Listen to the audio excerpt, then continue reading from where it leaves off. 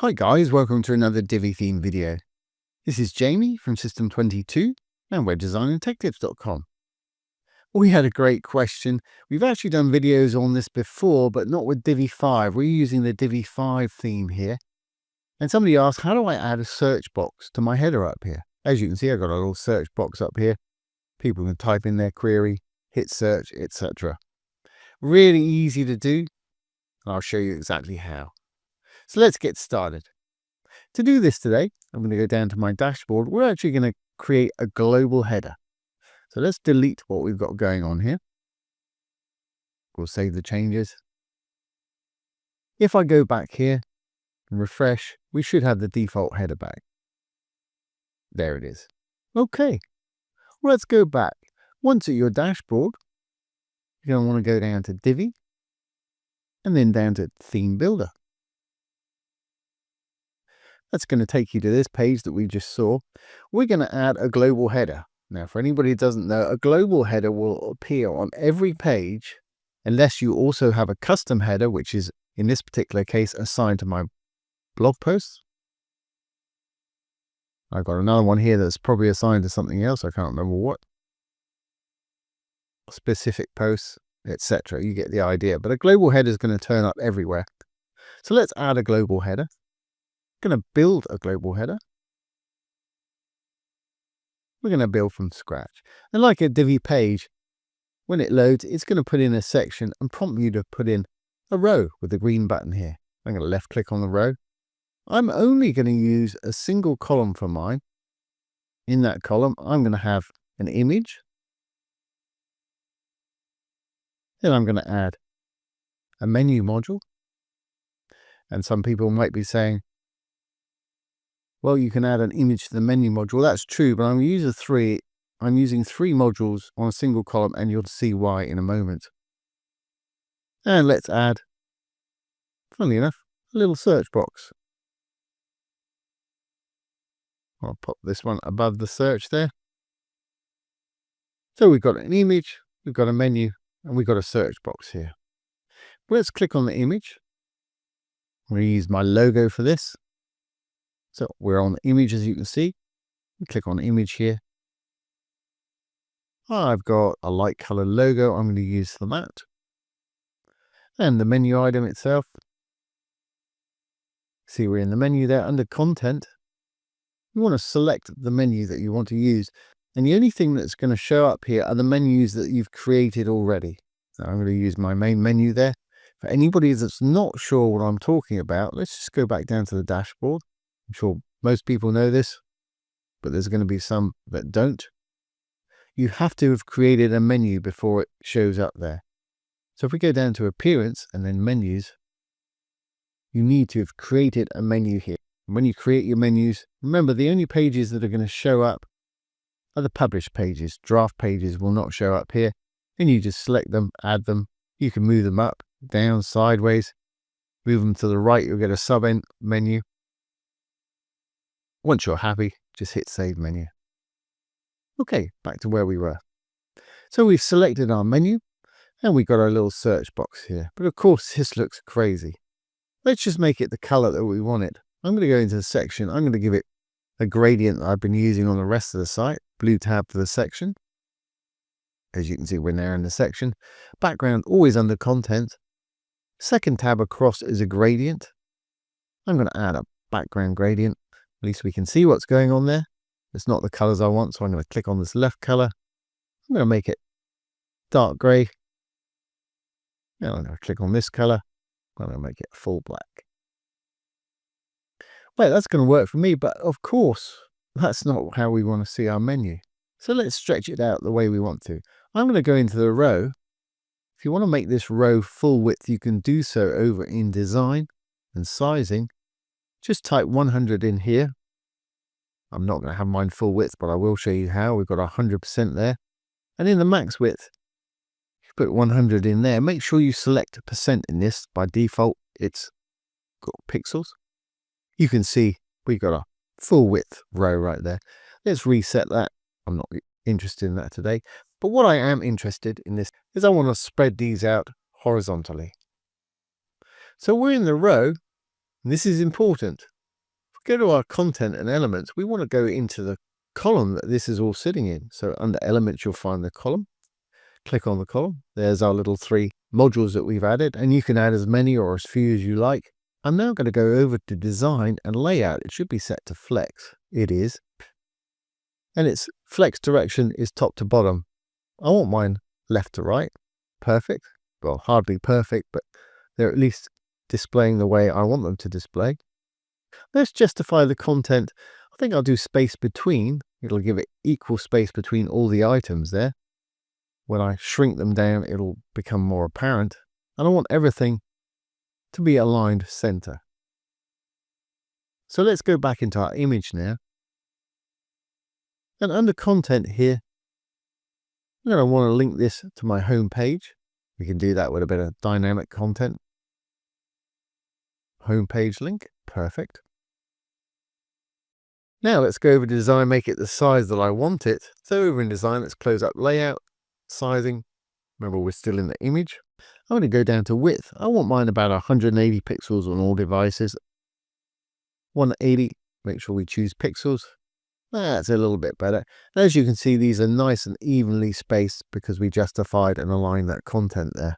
Now, if you want to have it on different sizes on different devices, you just click on this little icon right here. Pop in the sizes you want, the tablet, mobile, etc. That's going to work on all devices for me. Okay, our little menu right here. Don't like the white background. I'm just going to go in there.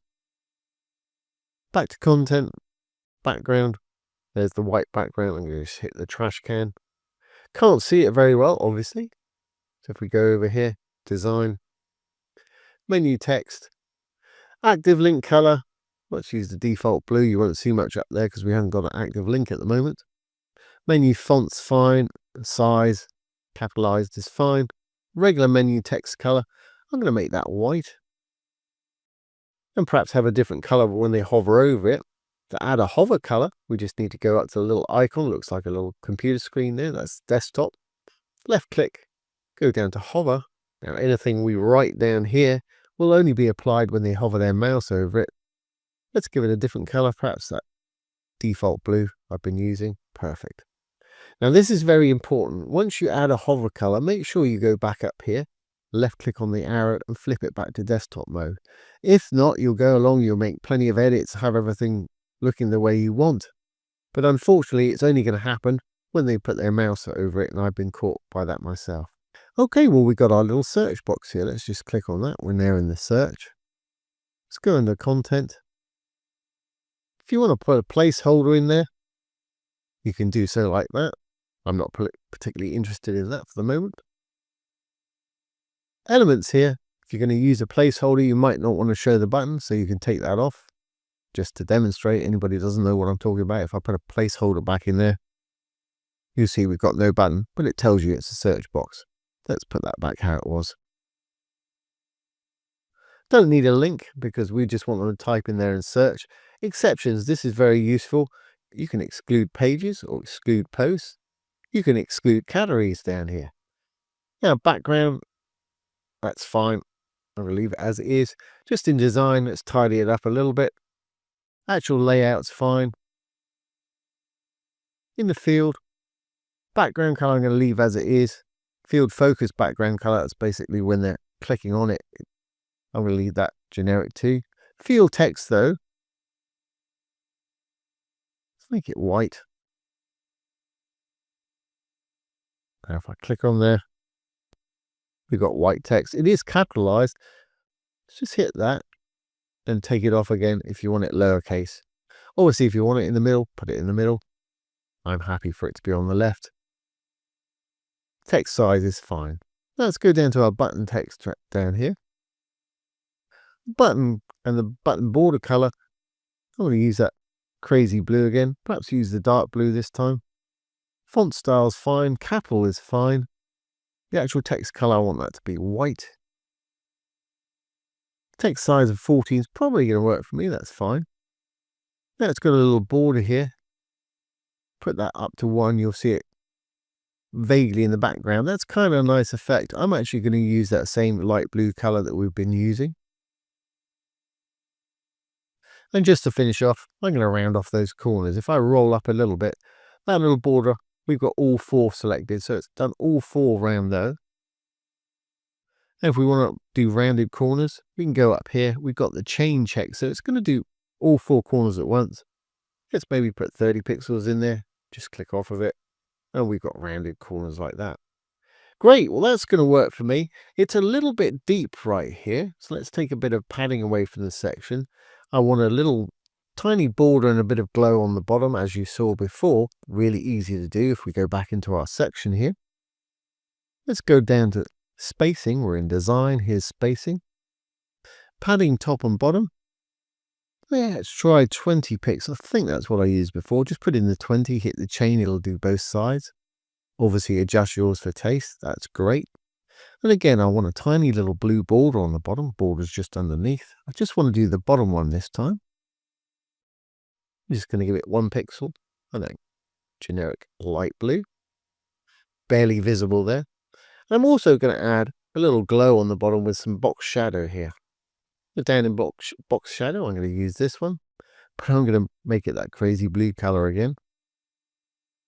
And it's a little deep for me, so I'm going to take the vertical position up till it's where I want it. When I say up, I'm incrementing down and the actual shadow is going up, as you can see. I just want a little glow, something like that. Great. Now, if you want this to be sticky, at the moment, if we save it, it's going to roll up the page like that. If you want it to be sticky, we need to go over to our advanced here. We're still in the section. Scroll effects. Where it says do not stick. Stick to top. That's great. We want to check it on tablet and mobile. Remember, I've got this spacing that's going to be equal space in between however we do it. Now on tablet, it's going to look like that. It's turned into the little hamburger menu. That's fine. That works for me. On mobile, well, it's kind of okay. It's a little crowded. So I think I'm going to stack it on top of each other just on the mobile. So we're still in the section. We need to go into the actual row itself and back to the column inside the row. So if we go to content elements, here's the column again where we set the flex. Once in the column, we can go to our design and our layout. And I'm going to stack it by simply rolling down. And I want them top to bottom. That's going to work. A little bit too much space there. And because we're on mobile mode, this is only going to happen on mobile mode, and I'll show you in a minute when we go back to tablet and desktop, it'll still be left to right. So let's take a little bit of that vertical gap away.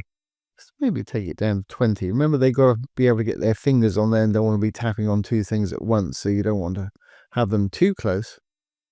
Obviously adjust to taste. If you want to, you can add a bit more padding top and bottom just on mobile, but I think that's going to work for me. So we've got that on mobile. We've got that on tablet. And we've got this on desktop. So when you're happy, we need to go up here, save the changes. We'll exit out of here. Make sure everything's saved on this page. If we visit the site now. So here we have it. We got our little logo there. We got our menu with a little blue highlight color. We got our little search box up here. Haven't got much to search for. This is a demo site. Perhaps search for cars. It should bring up all the pages and posts with cars. Sticky blog posts, home, projects, the sections all have cars. And we've also got a bunch of posts here that have cars in them also. When I click on the logo, it should take us back to the home page. Perfect. So there you go, guys. There's how to create a header with a search bar using the fantastic Divi 5 thing. Like I say, we've done that with Divi 4. With the new Flex system in Divi 5, it makes the layout really easy. So I hope that's answered that question for you. And I hope you've enjoyed this today. Don't forget, if you've got any questions, pop them down below the video. I'll do my best to answer them if I can, or make a little demo video just like this one. Now, for anybody that's using Divi 5 here, Elegance Theme says it's fine for making new sites. I've made a couple of new sites with it personally, but I'm not going to be changing my client sites over from Divi 4 until Divi 5 is in the final release. At the moment, it's still in the beta stage. Hopefully, they'll be releasing the final version soon, and I'll be upgrading my client sites probably on Divi 5.01. but it is a fantastic platform. I'm just trying to get ahead of the game here, so when I'm ready to pull the trigger, I'll know exactly what I'm doing. So once again, this has been Jamie from System 22 and webdesignandtechtips.com. Thanks for watching. Have a great day.